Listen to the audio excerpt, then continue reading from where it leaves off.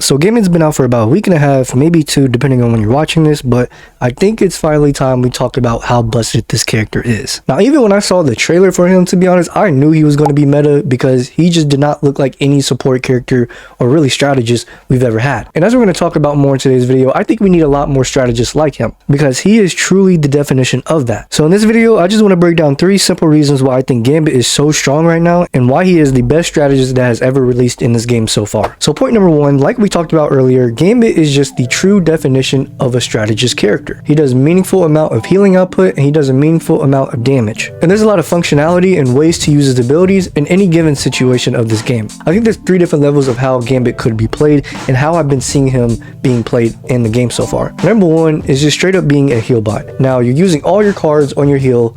You're not using it for damage or anything like that. You're just strictly heal botting as Gambit. And there's nothing wrong with that. I think that's okay. I just think there's other playstyles that could benefit him and maximize his potential to the fullest. Now the other playstyle you can kind of take with Gambit is just being that super aggressive DPS kind of player. Now I'm not saying this one's bad either, but I think this one kind of meshes more into triple support where you can kind of use this playstyle to however you want to. But most of the time teams are trying 2-2-2 before they try 3 support comps. And I think the best game style for 2-2-2 is just simply trying to be in that middle position. If you know how to manage his cards and use all his other abilities correctly, he can really be an S tier without a doubt. But depending on who is playing him and how you're playing him, he could be as bad as a C tier character. Now I don't think he can get any lower than that because his kit just simply does not allow for that. His kit is just that good, but you can be really bad and really be a throw pick if you don't know how to use him. You know, kind of think of him as a hybrid support. He does a good amount of damage and a good amount of healing output. Because he doesn't just lean on one side of the scale, he can do a little bit of everything, and that's what makes him so special. So Gambit's one of the first true strategists we've had in this game, and I can't wait to see more characters like him. Now point number 2 on why he's just so busted right now is just his neutral game. His short to mid-range pressure in team fights is just too good to not to be used. Now although his range is not that good when it comes to actually using his primary attack, this is when his abilities come in, aka just using his raise and flush abilities with his cards. The ability to just activate reduce healing on the spot with one of your cards is just too strong of an ability. You know, I kind of think about it as Cloak's blinding ability when it applies extra damage on someone you applied it to. That's kind of how I think about that ability. And just his other damage card ability where you can just send a circle of damage burst cards, that is really good for cleaning up people.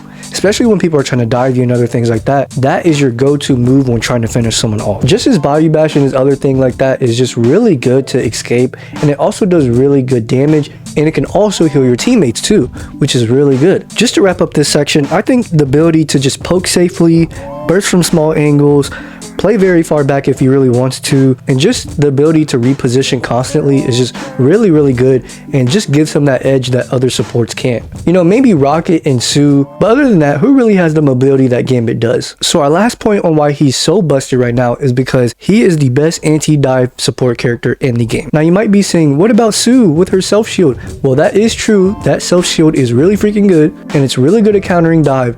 I think Gambit as a character just makes him way better in those situations. But just having them together obviously is going to be a really tough backline to dive. Either you just poke them out consistently or you just full on dive them. Now real quick, I'm just going to name a few characters that Gambit can easily 1v1. First off, we got Cap, we have Thor, shoot, we have Iron Fist if you don't shoot his block, shoot, even Magic. He's just really good at fending for himself and doing what he has to do to stay alive.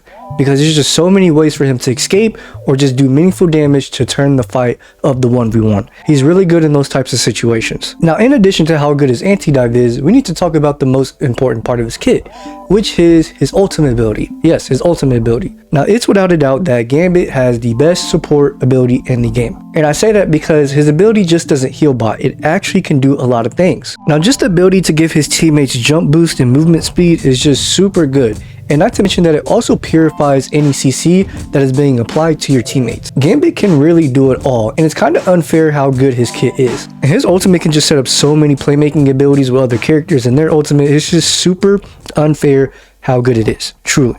But with all that out the way, I know this one was kind of short, but I just wanted to make this quick short video on how good of a strategist Gambit actually is. Like I said, I think Gambit's a true strategist because 1, he can fend for himself, he's really good at being an anti-dive support character, he has a lot of abilities that can turn the fight, and he's really just a definition of a hybrid support character. Now, do we need more characters like him in this game, or specifically just the role?